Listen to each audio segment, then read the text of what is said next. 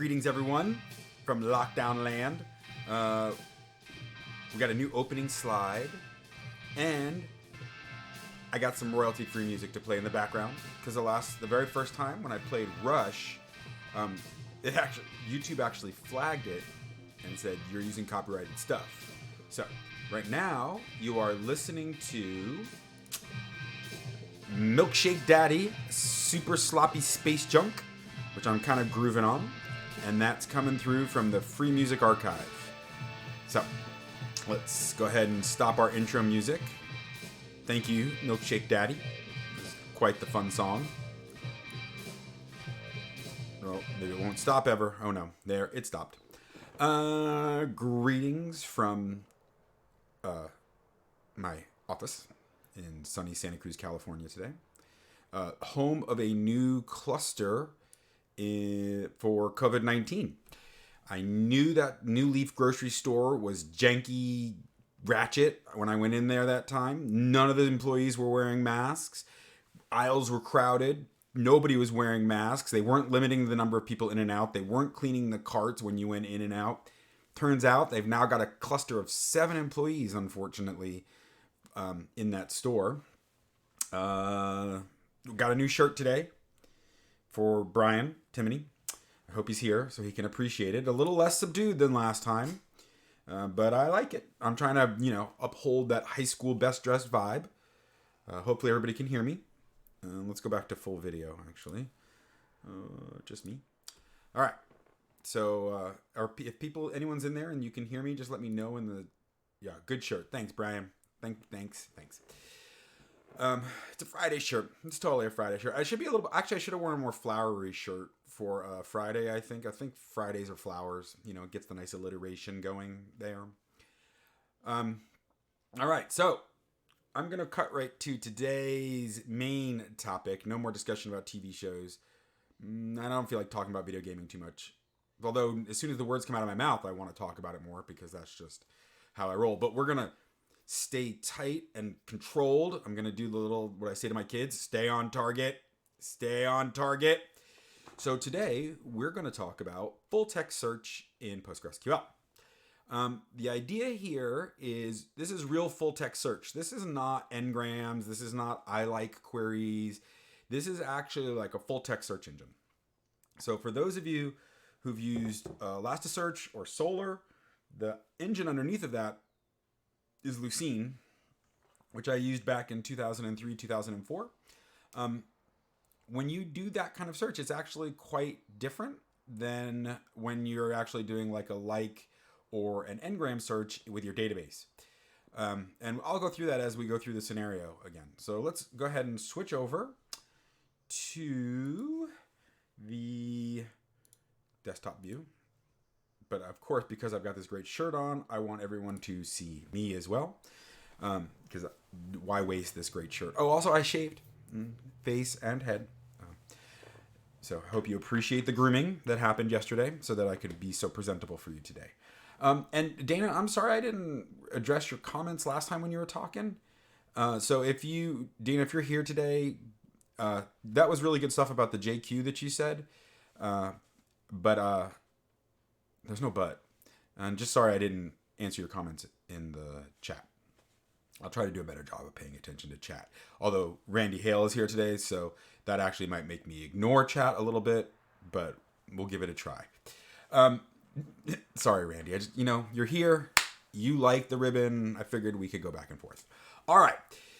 So again, to do full text search in Postgres, we're going to go to learn.crunchydata.com. Right, let me make that. Actually, I should probably bring that up so people can see it bigger. I can put it in the chat too, can't I? Yeah, I could. I don't know if anybody can click it in the chat though, but that's where we're going to be today. Let me bring up code again. And then we should have that blank screen from last time. Yeah, so it's, and then I can make it, let's make it bigger. There. So that's where we're going today, learn.crunchydata.com. And the one we're going to go to again today is going to be in the application developer area. And then we're going to go beyond basics again. Ooh, wait, before we do beyond basics, I always interrupt myself, but I got to do it because we have some new stuff that just came up in the PostgreSQL basic for developers. So someone on my team, Kat, my main content DevRel person, just did a new scenario called Introduction to Data Types. So this is a good introduction to the basic data types inside of PostgreSQL, like int, all the number types, all the text types, and she also did date time, which is not a minor thing to, including timestamp, which is not a minor thing to do. So if you're interested in those, that's a new scenario we have. And she's working on the advanced types one right now. Kat, I know you're watching the video, or you should be. This is your hour, or actually this should only be 20 minutes off. After that, right back to that new type because the people need it. That new scenario, okay? All right, let's go back to full text search. Okay, so beyond basics, where to go? A quick intro to full text search in PostgreSQL. So let's do this. Again, this is going to give us our introduction. We're going to be working with historical storm data. I think it's 2019 storm data, maybe 2018. I think it's probably 2018 storm data. We're going to start up the database in a container in the background and load the data for us. Our username will be Groot. Again, unfortunately, our password will be password and the database will be workshop. So let's go ahead and get started. So before I talk about full text search, before I show full text search, I actually have to talk about what it means to do full text search. This is the same process that happens in Lucene. It's the same thing that also SOLR or ElasticSearch do under the hoods. There's a two-stage process before you can even do full text search in any of these things. So the idea is what you do is you define a document, right? And your document can be multiple fields that you concatenate together. It can be a single field. It can be the contents of a Word doc, like, a doc DOC. But basically a document in this case is any amalgamation of text, or it could be text and integers and you can search against it. It can be any amalgamation of characters that you want to treat as the searchable thing, right? That you're going to link, that you want to actually refer back to. So you define your doc. Then there's a two-stage process. The first step is to take the doc and feed it into what we call a parser. And so what the parser actually does is it tokenizes that text. And there's a tokenizer to do that. And what tokens means is you actually break things into tokens within that document. And the easiest token to think of is a word, right? So usually we define words as all the characters between two spaces, right? That becomes a token. That's a word token. You can have tokenizers which understand special types of things between two spaces or between two markers, right? You could have pipes as markers if you wanted to, right? But let's just use space for now. You can actually have things like if it begins with an http:// that, and everything till the next space, that is a URL. And we're going to treat that as a URL token rather than just a word token, right? If you worked in the chemical industry, you might have formulas, right? So if you had a token that was letter, number, letter, one or two letter number, one or two letter number and spaces between them, right? You could say that's actually a formula, right? Or a molecule. So you can write your own tokens. There's built-in tokenizers already in PostgreSQL, right? And so then the next thing after we do is after we've made everything into tokens, then they use the word, they being the doc writers for the full text search in Postgres, they use the word lexemes. And what you do with the lexemes is you need a dictionary. And so then what you do with this dictionary is you pass it over all the tokens and you turn those tokens into actual words and how they're related to other words. And so the tokenizer, the dictionary will do things like, you'll see in the example today, like it'll do things like understand that he, his, him are all three probably related words. That people and person are related words. It'll also do things like car and cars is the same word, or basically the same word. They have the same root, right? And so the dictionary understands all of that.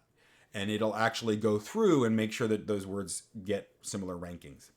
And then what comes out of this, what comes out of that analysis is a big long vector, right? That shows words and their positions within the documents, right? And so, and also probably weights for those words. I don't know if that actually goes into the vector. I know for sure in the vector, it actually shows the position and the word itself, but I don't know if it actually shows the weights. So that's like, weights are things like for ranking, like is this document more likely to meet your search criteria, right? And then once you've made that index, you either store it in a database column or you put it into an index. And there's some trade-offs.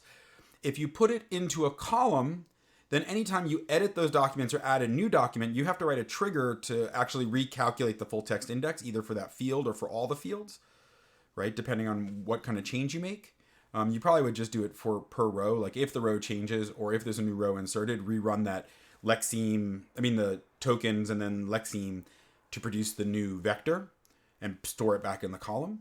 If you put it into the index, it automatically does that anytime you add a new word or edit the word, right? Just like Postgres does for anything else that you've indexed.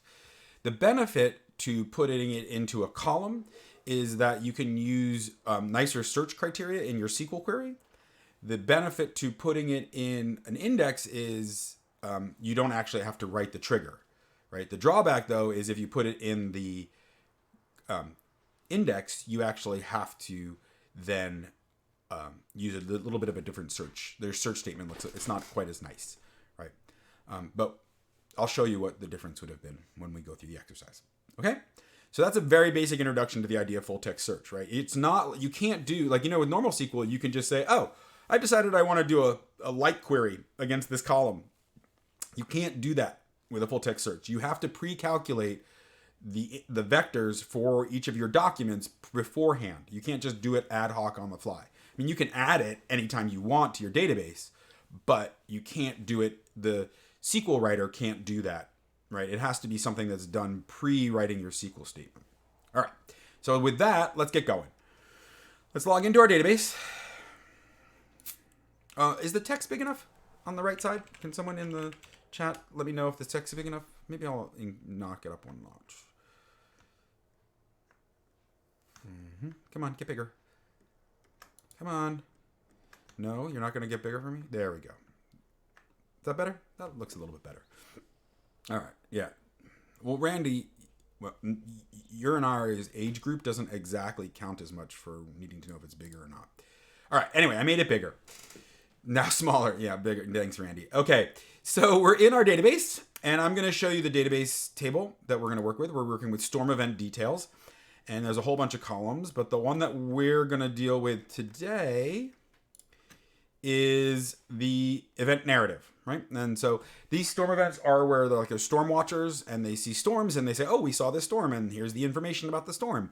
And usually they'll give an event narrative about the storm, right? Some free text search. And we want to search it to look for interesting things about these storms. So we're going to be doing it on the event narrative field. We have not done any full text search. I want to actually show you how you do it. So all we have is just a primary key on storm event details, the event ID, right? That's it. We just have a primary key. So what we're going to do is build a full text index first. So here we go. Create index. We're going to store it in an index today just because it's simpler.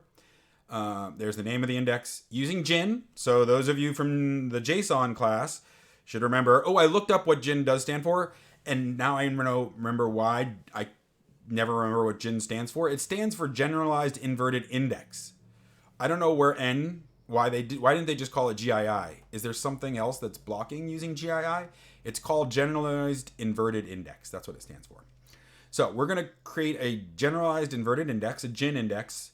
And here is where we're doing all the parsing. So this is the thing that does it, right? The 2TS vector. So we're turning it into a text search vector. Here's the dictionary. We're going to use English. And we're going to do it on the event narrative field. And that's all you have to do to make a full text index, right? And this event narrative actually could be the concatenation of several fields if we had wanted it to be. But we're not going to do that today, right? We're just going to do it on the simple field. So there you go. It creates the index. It made all those vectors, right? And then we're done. Now, some of you are going to say, well, I want to make my own dictionary because I've got really interesting things to say. Okay, great. Here's all the built-in dictionaries, right? So there's a whole bunch of built-in dictionaries. If you are going to make your own above one of these, but it's still in one of the languages that are here, what I would recommend is, since this is all open source, I would go grab the English dictionary and then modify that one rather than trying to write one from scratch, because there's a lot of work that went into making the indexes. The other thing I would tell you is that only the administrators can install new indexes. That's an administrative task. I'm pretty sure that regular users cannot install indexes because they have to be installed at the base level. All right. Let's go ahead. This is just talking about stuff I talked about before. So let's go ahead. We've seen our indexes. We've made our index. If I do another, show you again what it shows. Let's go back here, look at the details, and now we actually have a new index, right? And that's what it looks like. All right. All right, so let's go ahead and use the index.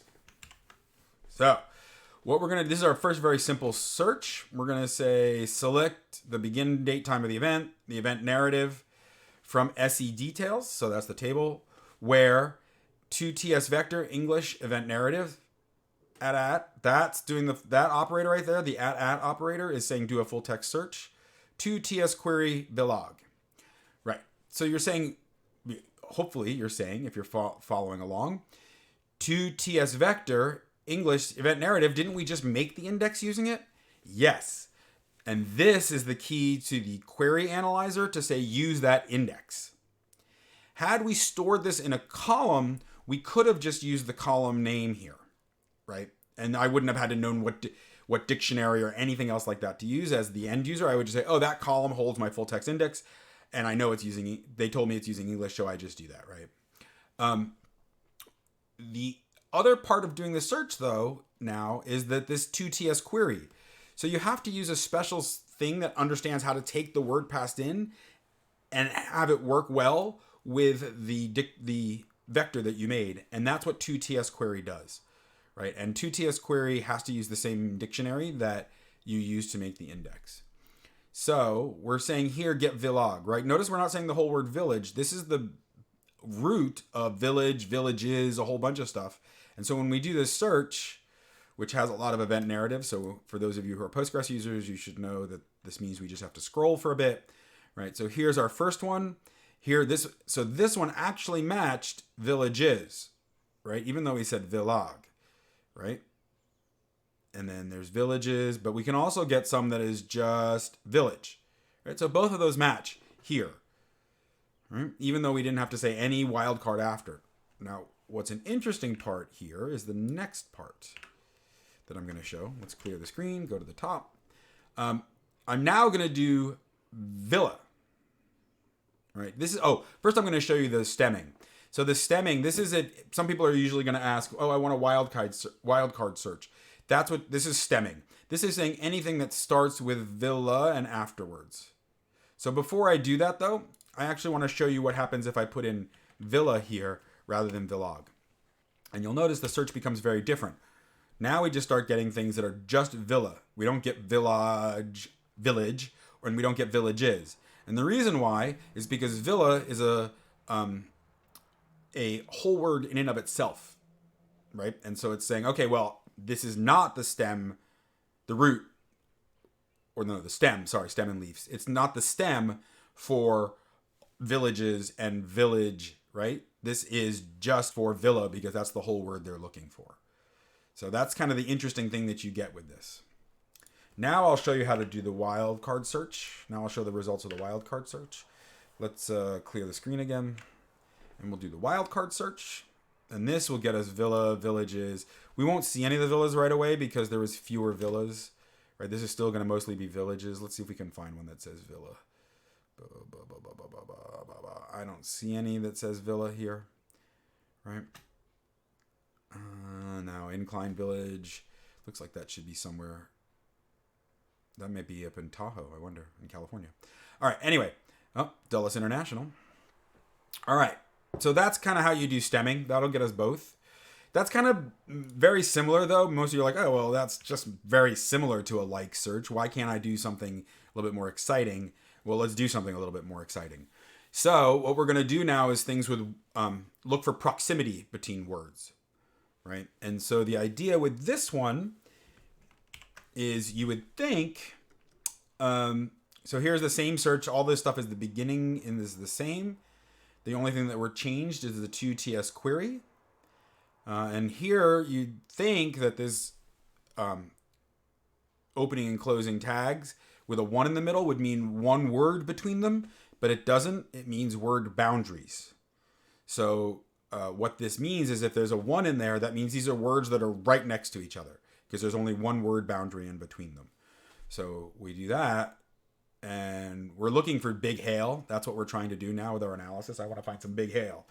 So let's actually do this with a 1, and we're going to get nothing, right? Because we never say grapefruit hail because it's not made out of grapefruit, right?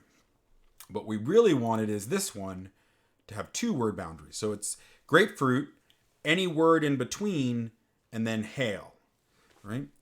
And so there we go. So you can see there was at least 2 storms in 2018 that had grapefruit-sized hail. So to me, that is super duper scary. Like, well, super duper cool that we could do this word search like that, but super duper scary to think that there's like hail the size of grapefruit. That's like a cannonball falling from the sky. That's death from above. Ugh. Anyway, so that's how you could do a word proximity search, and it is order sensitive. So if I switch that around to this one where I say hail to grapefruit, right, and I do that, we get no results, right? Because we never say hail-sized grapefruits or hail anything grapefruits with a word in between, right? The other one I'm going to show is that you can actually use some of the normal operators to do an OR. So in this one, we're going to do select begin date time event narrative from normal beginning stuff. And now we're going to say where it contains the word grapefruit or anything that begins with the word golf, right?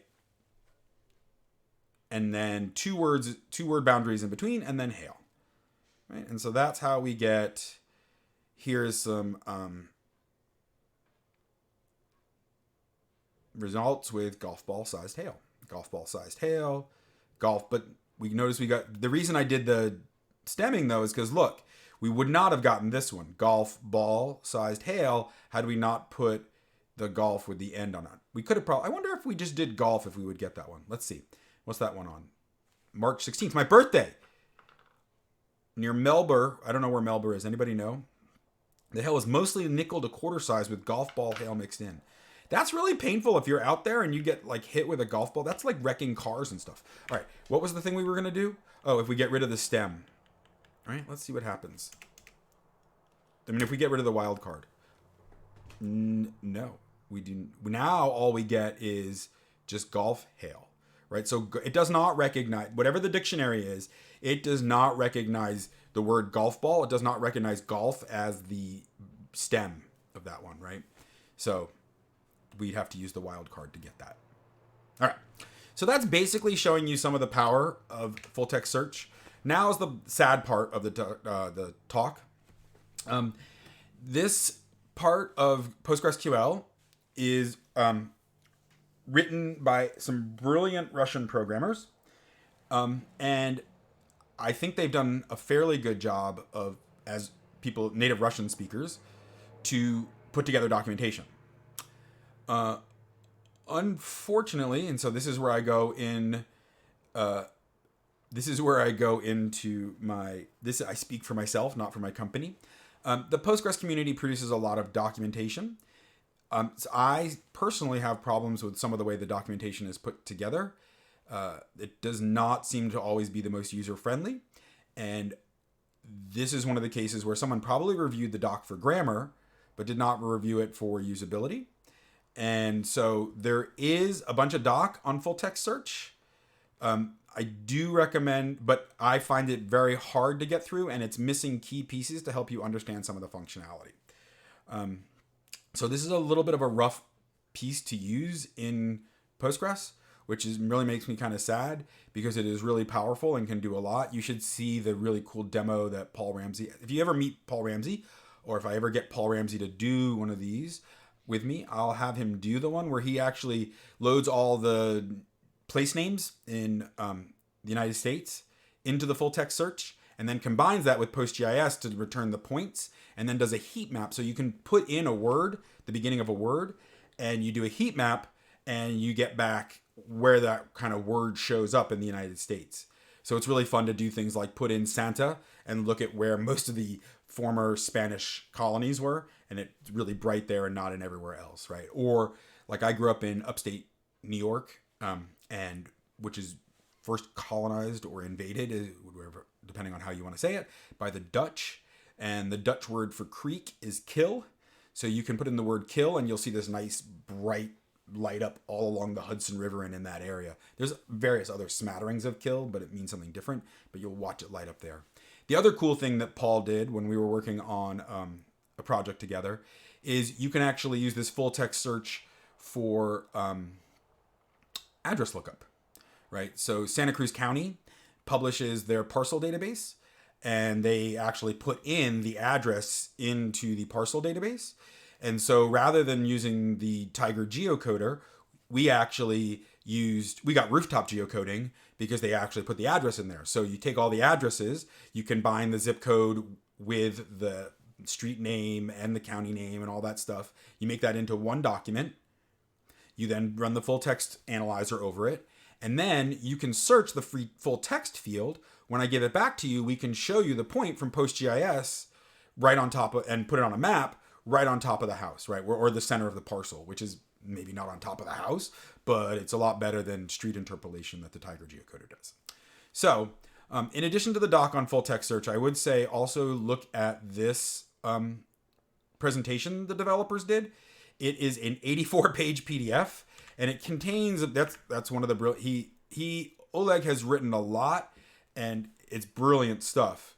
It's just that we haven't gotten enough doc around it to make it quite as useful as it could be. So it goes into all sorts of full text search, right? And how it works and configurations and all sorts of great stuff. In the last page, so here's the documentation on full text search. We're using 11 today. I don't think much has changed in 12. I don't think there was much changes to it. Here's all the documentation. One of the things, though, because of the documentation being in the state it is that you should really understand testing and debugging. So there is this TS debug, which allows you to look at what the vector would have been and then also what the query parser is doing to that to try to do the match, right? And it's really helpful to try to, because the way you because of the state of the documentation, the way you kind of come to learn how to use full text search, instead of reading the doc and then going back and forth, it's more like there's an elephant in the dark and you feel around and you think, I think this is the trunk. It certainly feels, I think this is the trunk because of how it behaves. And so you do the same kind of thing here, which is you're like, oh, I think this at operator or this thing works this way because I test around and I watch the debugger, right? So get ready for a little extra work when you use this. But I think it's a really powerful feature, and you can do some really great stuff with full text search. And again, like the JSON stuff again, this can be combined with PostGIS or any of the other functions that are in PostgreSQL. And that's the benefit of having it inside your database. The last little commentary I have on full text search is one of the reasons I also bring this up is because I think it's not a full replacement for ElasticSearch or SOLR. I'm a huge fan of Lucene. I love Lucene. I've used it a lot. I think it's awesome. I'm a Java developer. It's written in Java. It's got nice Java APIs. There's other APIs to it now, though, too. I think there's a Python one. I love Lucene. I'm not as big of a fan of ElasticSearch. Inside of OpenShift, at Red Hat, where it was made, we used ElasticSearch for our logging analysis. And it was a hog, right? ElasticSearch uses a ton of resources.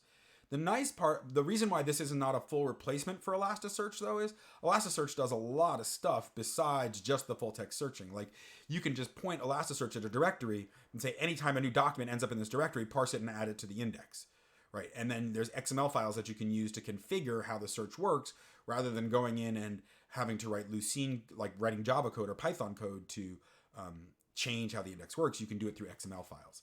So there's a lot that ElasticSearch does. If you're using those pieces of ElasticSearch, then this is not a replacement. You'll have to write some of those same things to do this in Postgres. But if you're not, if you really just need full text search on some text, then this is actually more than enough for almost everything you're going to do. You're just going to have to take on a little bit of work to understand the documentation.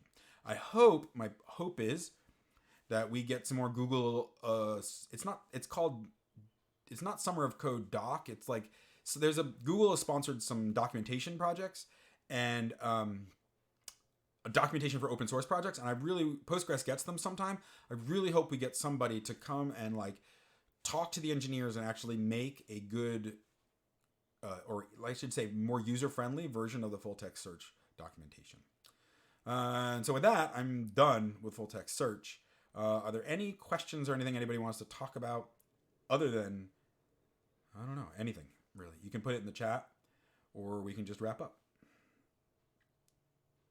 because I'm right at 30 minutes again. I have to wait because there's that pause between what I say and when it actually gets to you. But it doesn't look like anybody, even Randy is holding his tongue. So.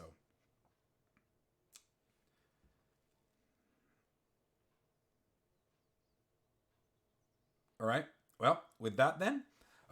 Let's go back and see where's our music again. Did we get rid of all that music? I got rid of the URL for the music. Rats. Oh, well. I guess I won't close with any music. Oh, but I will go back to my slide. Do you guys like that slide? I kind of liked it. It's kind of fun. Let's go back to it. Where is it? There we go. So with that, we're going to call... Yeah, Randy. We're back at that slide. We're going to call it a day. Have a great weekend. And, drop me some suggestions either on Twitter at the Steve0. That's a 0 because I'm elite like that. About other topics you want to hear about that I might know about. Any of the learn.crunchydata.com stuff you want to learn that you want me to cover, I can do that. Not the administration. Keith Fisk, the person who wrote, one of the main people on PG Partman, or maybe the person on PG Partman, wrote all these administration things. And so that's not where I live. I live more in this space. We could cover some more PostGIS topics if we want. I just wrote a new one on using the operator. So if you want to see this stuff in Kubernetes, we can do something on that too. Just drop me a line at the Steve0. Okay? Have a great weekend, everybody.